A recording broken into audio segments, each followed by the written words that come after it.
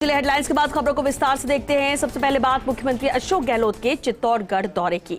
तो मुख्यमंत्री गहलोत ने चित्तौड़गढ़ में इंदिरा गांधी और राजीव गांधी की प्रतिमाओं का अनावरण किया। वहीं इसके अलावा दूसरे विकास कार्यों की भी सौगात दी।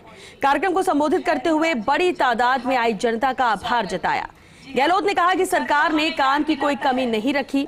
जनता के प्यार से मैं तीसरी बार मुख्यमंत्री बना हूं। मैंने जनप्रतिनिधियों से वादा किया था कि आप मांगते मांगते थक जाओगे, मैं देते देते नहीं थकूंगा। सरकार ने 4 साल में 211 कॉलेज खोले हैं और इनमें से 91 कॉलेज लड़कियों के लिए हैं। आज महंगाई से आम आदमी की कमर टूट गई है। प्रदेश सरकार ने नौकरियों की बौछार की है। आगामी बजट में बिजली, पानी, चिकित्सा समेत कई क्षेत्र में कोई कमी नहीं रखी जाएगी।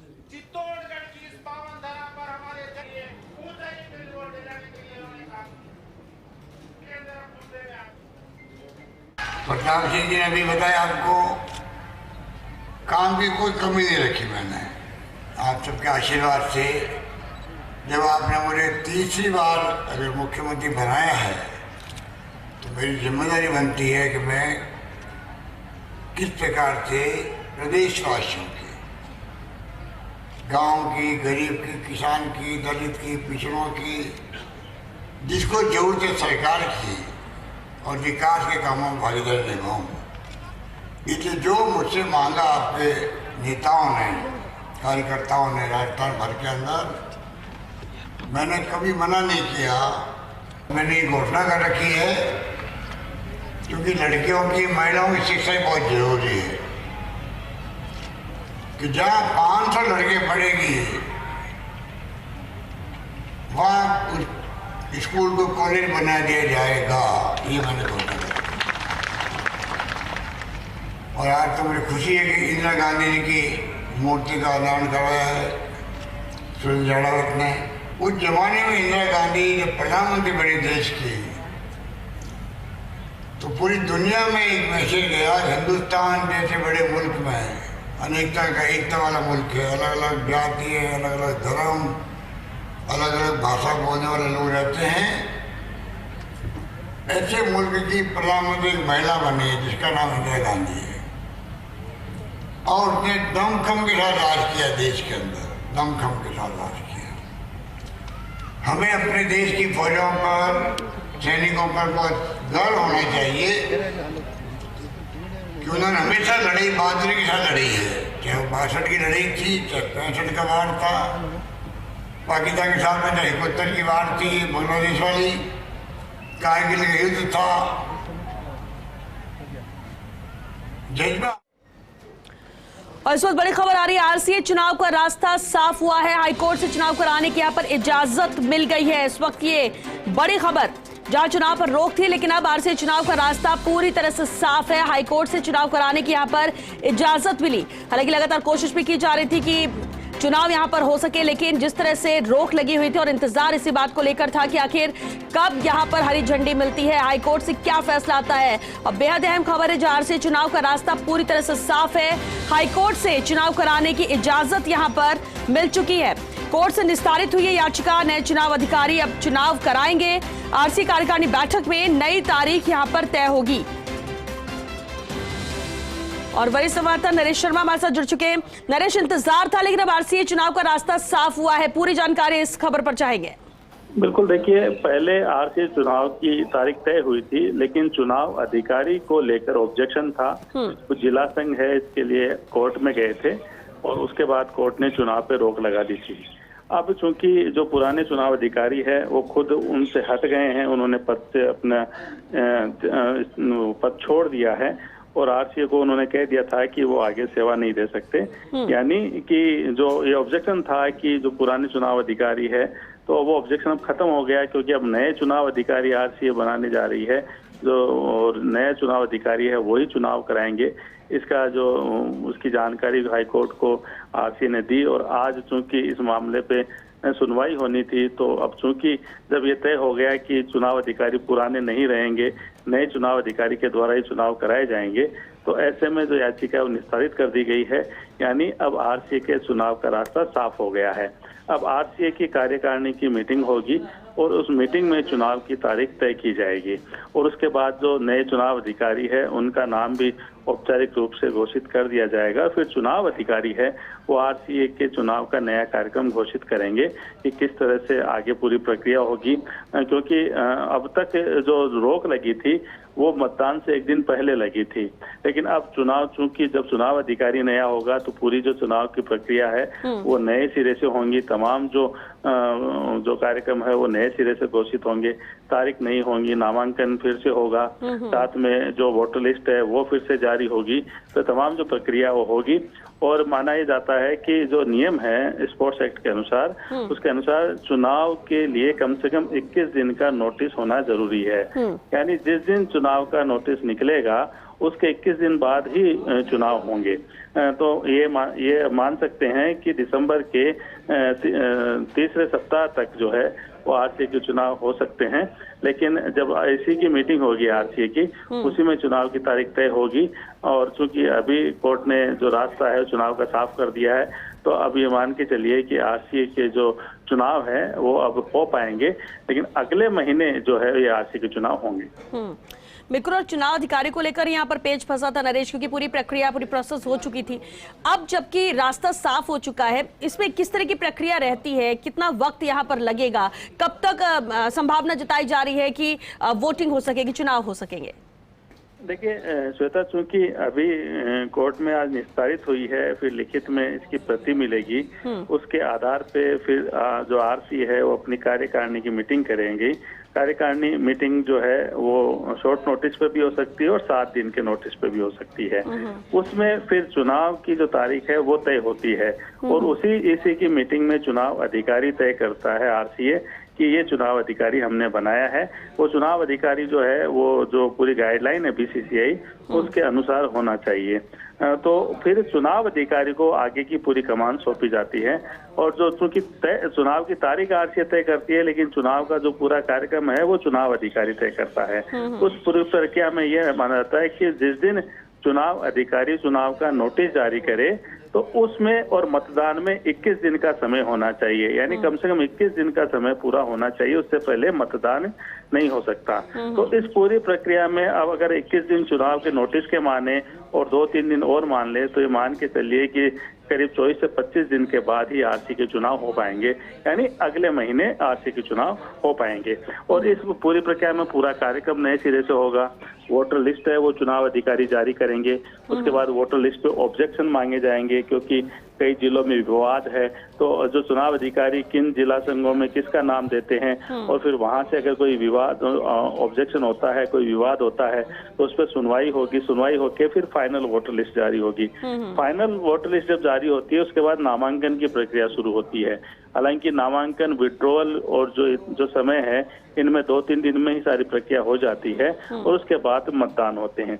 33 जिला संघ है आरसीए में और उसके अलावा जो पूर्व अंतर्राष्ट्रीय खिलाड़ी है उनके भी वोट होते हैं, 3 हैं वो, तो टोटल 36 वोट है वो आरसीए में अभी है। लेकिन किस जिला संघ से किसको जो है वो मत का अधिकार मिलेगा ये चुनाव अधिकारी तय करेंगे आरसीए के रिकॉर्ड के अनुसार।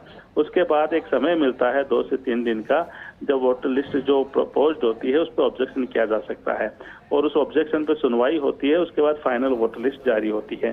तो ये मान के चलिए कि करीब 24-25 दिन का समय है वो कम से कम लगेगा। 24-25 दिन का समय माने तो ये मान सकते हैं कि दिसंबर का जो तीसरा सप्ताह है या चौथा सप्ताह है उसमें आरसीए के चुनाव संभव है। लेकिन अब जब आरसीए अध्यक्ष है वो तय करेंगे कि इसी की मीटिंग कब बुलानी है और उस मीटिंग में उसके बाद जो चुनाव की तारीख है वो तय हो जाएगी। लेकिन आज के लिए जो बड़ी खबर यही है राजस्थान क्रिकेट के लिए कि जो चुनाव अटक गए थे आरसीए के, चुनाव पे रोक लग गई थी, चुनाव अधिकारी को लेकर ऑब्जेक्शन था, वो अब रोक नहीं है क्योंकि अब चुनाव अधिकारी जो पहले थे वो नहीं है, उन्होंने खुद को इस चुनाव से हटा लिया है और अब आरसीए ने भी कोर्ट में कह दिया है कि वो नया चुनाव अधिकारी बनाने जा रहे हैं। उन्होंने नाम भी प्रस्तावित किया है, लेकिन औपचारिक जो घोषणा है उस नाम की वो जो एग्जीक्यूटिव मीटिंग होगी जिसको ईसी बोलते हैं उसके बाद ही पूरी आगे की प्रक्रिया तय की जाएगी। बिल्कुल, और बेहद अहम भी है ये नरेश। अगर हम 3 साल पहले की बात करें, जब 4 अक्टूबर 2019 को वैभव गहलोत अध्यक्ष बने थे, उसके बाद से बहुत हद तक आरसी में देखा कि उस तरह की तस्वीरें नहीं आई जो उससे पहले देखने को मिलती थी, और उम्मीद की जाती थी कि आरसी में आखिर कब सब कुछ ठीक ठाक होगा। 3 साल बहुत अच्छे से रहे। अब क्या, क्योंकि ये कोर्ट में मैटर जाता है, अब इसमें रास्ता साफ चुनाव का हो चुका है, क्या अभी भी किसी तरह की ऐसे कोई आशंका है कि कुछ गड़बड़ या कुछ गुटबाजी या फिर कुछ और हो सकता है, या अब लग रहा है कि रास्ता साफ है, अब चुनाव होंगे वो भी शांतिपूर्ण तरीके से?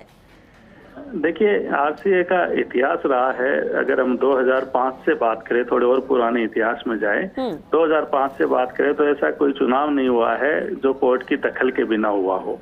और तो हमेशा कहीं न कहीं कोर्ट की दखल रहती है, क्योंकि कोई न कोई जिला संघ वो कोर्ट में जरूर जाता है, उसके बाद कोर्ट के निर्देश के बाद ही दिशा निर्देशों के अनुसार ही चुनाव होते हैं।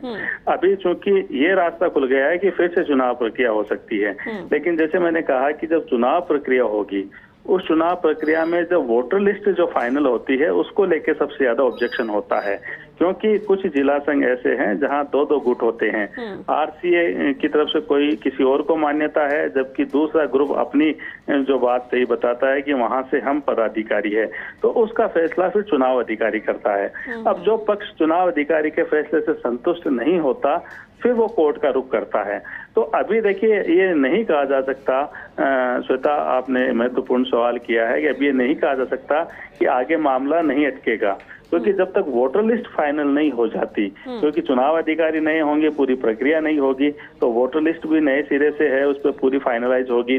तो जब तक वोटर लिस्ट फाइनल नहीं हो जाती, तब तक ये नहीं कहा जा सकता कि ये मामला फिर से नहीं अटकेगा, क्योंकि कोई जिला संघ जिनको लगता है किसी एक ग्रुप को कि उनके साथ न्याय नहीं हुआ। बेहद है मैं नरेश, और आप बने रहिए हमारे साथ। इस वक्त हमारे साथ अधिवक्ता प्रतीक कासलीवाल जी भी जुड़ चुके हैं, आरसीए की ओर से उन्होंने पैरवी की।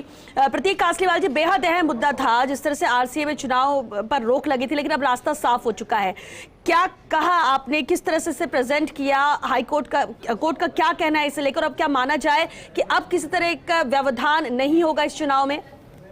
देखिए, अब आगे क्या रहता है ये नहीं कह सकते व्यवधान, ये तो क्योंकि 2 प्रतिद्वंदी ग्रुप लड़ रहे हैं, बट मुख्य रूप से अब रास्ता क्लियर कर दिया है। और 30 सितंबर को जो चुनाव अटक गए थे हाईकोर्ट के ऑर्डर के तहत, अब कोर्ट ने क्लियर कर दिया है कि नए चुनाव अधिकारी, जो कि एक retired chief election commissioner of India रहे हुए हैं, वो इस इलेक्शन को कंडक्ट करेंगे। और इस लाइट के अंदर इस याचिका का निस्तारण करके अब आरसीए स्वतंत्र है चुनाव कराने के लिए। तो जल्द से जल्द एक मीटिंग कॉल करके नए चुनाव की जो रूपरेखा तैयार हो जाएगी, डेट्स आ जाएंगी, और वो पूरी प्रक्रिया जो चुनाव के लिए फॉलो करनी है संविधान के तहत, वो फॉलो करते हुए मेरा मानना है दिसंबर के माह तक चुनाव कंक्लूड हो जाएंगे। प्रतीक जी, तो अब रिटायर्ड आईएएस सुनील अरोड़ा जी ही को ही कमान सौंपी गई, क्योंकि चुनाव अधिकारी को लेकर ये विवाद था जो कोर्ट पर पहुंचा। जी, पहले जो चुनाव अधिकारी थे वो राम लुबाया जी थे। उन्होंने अपने व्यक्तिगत कारणों से, उनको कुछ पारिवारिक कारण जिसकी वजह से वो 27 अक्टूबर के बाद कंटिन्यू नहीं कर सकते थे, तो उन्होंने अपना रेजिग्नेशन दिया। उस रेजिग्नेशन को आरसीए की कार्यकारिणी ने एक्सेप्ट किया और निवेदन किया सुनील अरोड़ा जी से, जिन्होंने उस निवेदन को एक्सेप्ट करते हुए अपनी कंसेंट दी है कि वो राजस्थान क्रिकेट एसोसिएशन के चुनाव कराने के लिए बतौर इलेक्शन ऑफिसर तैयार है। और इसी के बाद कोर्ट को इस सब चीजों से अवगत करा दिया। कोर्ट ने अपने ऑर्डर में लिखवा दिया ये सब चीजें कि अब क्योंकि नए चुनाव अधिकारी, जो कि सबसे प्रोमिनेंट पोस्ट कंट्री की जो थी उससे रिटायर हुए हुए हैं, उनके सुपरविजन में ये चुनाव कराए जाए। तो अब चुनाव के लिए रास्ता साफ है और जल्दी से जल्द चुनाव कराते हैं और आगे देखते हैं कि अगर इसमें कोई समस्या, वैसे मुझे नहीं लगता है कि अब कोई ऐसी समस्या आनी चाहिए और चुनाव स्मूथली कंडक्ट हो जाने चाहिए। बिल्कुल। और प्रतीक कासलीवाल जी, क्योंकि आरसीए की ओर से आपने पैरवी की है और आरसीए में जिस तरह की चीजें होती रही हैं, पुराना भी अगर हम इतिहास देखें, बहुत सारे ऐसे विवाद होते रहे, गुटबाजी होती रही है, हमेशा कोर्ट पे मैटर पहुंचता रहा है। अब क्योंकि रास्ता साफ चुनाव के लिए, लेकिन फिर भी आपसे समझना चाहिए, क्योंकि आपने हर पहलू को रखा होगा कोर्ट में, अपनी बात रखी होगी, अभी भी क्या कुछ संभावना ऐसी लगती है कि अब देरी हो सकती है, या फिर आपके आकलन के अनुसार कब तक चुनाव हो जाने चाहिए अगर स्मूथली पूरी प्रक्रिया चलती है? तो बेसिक 21 दिन की प्रक्रिया तो फॉलो करनी पड़ती है नोटिस देने के बाद। तो आज ऑर्डर हुआ है, कोर्ट की कॉपी हमारे हाथ में आ जाती है, उसके बाद एक मीटिंग कंडक्ट होगी, उसके बाद 21 दिन का नोटिस होगा। तो इस पूरी प्रक्रिया को अगर हम संपन्न सब सही समय से कर लेते हैं तो दिसंबर एंड तक चुनाव हो जाने चाहिए, ऐसा मेरा मानना है। और ये बात आपने सही कही श्वेता जी कि जो आरसीए है वो हमेशा चुनाव के टाइम पे कुछ जिला संघों का विवाद रहा है, तो और उस विवाद का निस्तारण के लिए संविधान में पूरा जो प्रक्रिया दे रखी है, ये बात अलग थी कि अभी हाईकोर्ट के द्वारा उसमें हस्तक्षेप किया गया था कुछ स्टेजेस पे। तो अब वो रास्ता क्लियर हो गया है और नए सिरे से चुनाव हो रहे हैं। तो मेरा मानना है सही तरह से संपन्न हो जाने चाहिए ये चुनाव और नई कार्यकारिणी का गठन हो जाना चाहिए। चलिए, बहुत शुक्रिया प्रतीक कासलीवाल जी बातचीत के लिए, पूरी जानकारी के लिए। तो आरसीए की ओर से अधिवक्ता प्रतीक कासलीवाल ने अपनी पैरवी की थी और यहाँ पर बेहद अहम फैसला लिया गया, जहां पर आरसीए के लिए चुनाव का रास्ता साफ हो चुका है। हालांकि जिस तरह से अड़चन जरूर थी चुनाव अधिकारी को लेकर और इसी को लेकर ही रोक लग गई थी चुनाव में, 30 सितंबर को ये चुनाव होने जा रहे थे, लेकिन इसके बाद रोक लगी, मामला हाईकोर्ट में पहुंचा और इसके बाद इंतजार किया जा रहा था कि आखिर कब तक यहां पर रास्ता साफ होता है, कब तक पक्ष में फैसला आता है। और 21 दिन की जो प्रक्रिया होती है उसके तहत माना यह जा रहा है कि दिसंबर तक ये चुनाव संपन्न हो जाने चाहिए, अगर किस तरह की कोई अड़चन ना आए तो। चलिए, हमारे साथ संवाददाता कमलकांत व्यास भी जुड़ चुके हैं। कमलकांत, क्योंकि कोर्ट में, हाई कोर्ट में आरसीए की ओर से जानकारी दी गई और अपना पक्ष भी रखा गया है, फैसला भी उनके हक में आया, क्या पॉइंट्स रखे गए थे? जी सीता, बताना चाहूंगा कि मेनली दौसा व अन्य जिला क्रिकेट संघों की ओर से ये याचिका लगाई गई थी, जिसमें मेन ऑब्जेक्शन उनका ये था कि चुनाव अधिकारी जो रामलुबाया हैं उनको जिला बनाने की कमेटी में शामिल किया गया है, इसलिए अगर वो चुनाव कराएंगे तो वो फेयर चुनाव नहीं हो पाएंगे। इसको लेके ये याचिका कोर्ट में दायर की गई थी, जिसपे 29 सितंबर को हाईकोर्ट की एकल पीठ ने रोक लगा दी थी और 30 सितंबर को चुनाव होने थे।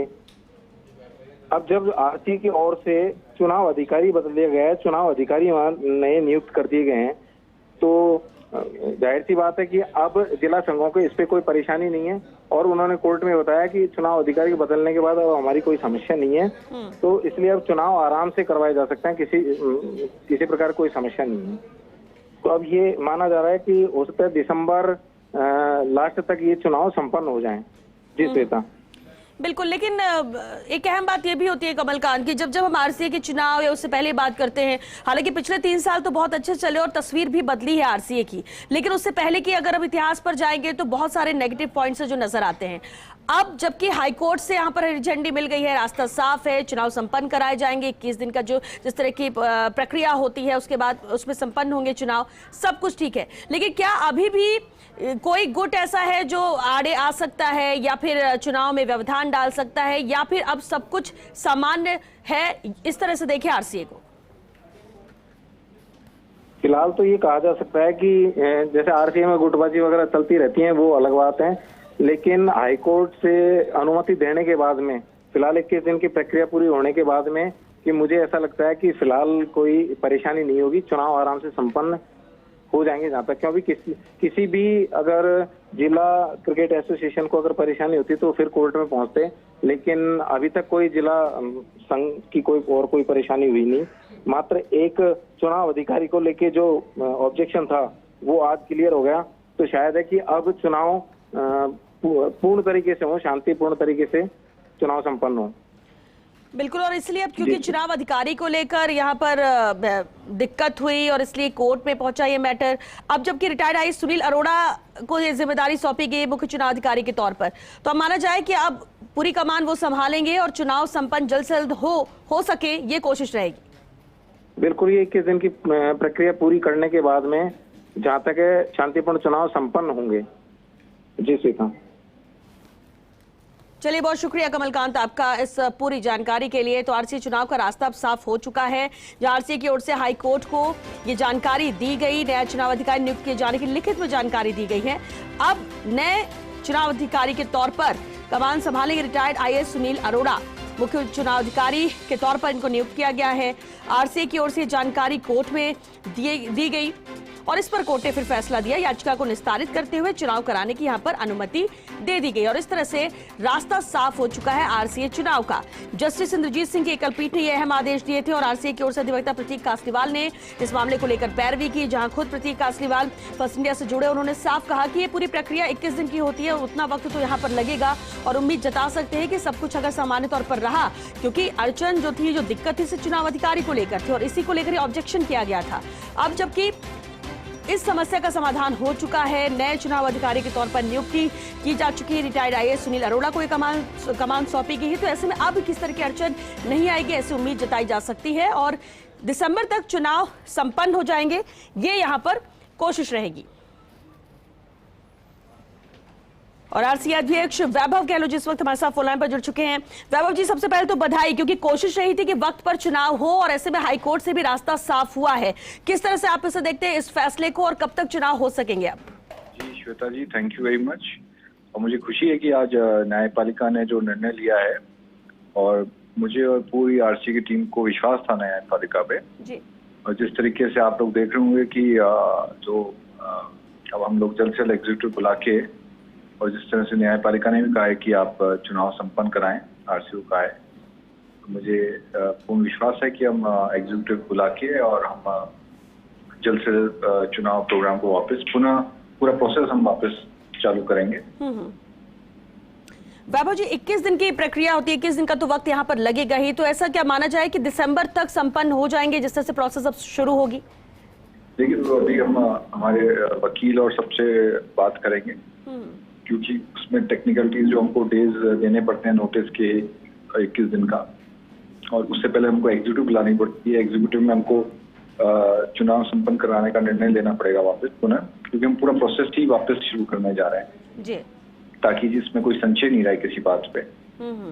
क्योंकि चुनाव अधिकारी जब बदलने का निर्णय किया है, उनका व्यक्तिगत कारण थे श्री राम लुभाया जी का, जिस वजह से उन्होंने इस्तीफा दिया, तो उसके बाद हम चाहते हैं कि इसमें कोई किसी तरह की कोई डिस्पेंसी नहीं रहे। इस वजह से हम चाहते हैं कि पूरा प्रोसेस ही हम वापस नए सिरे से चालू करें।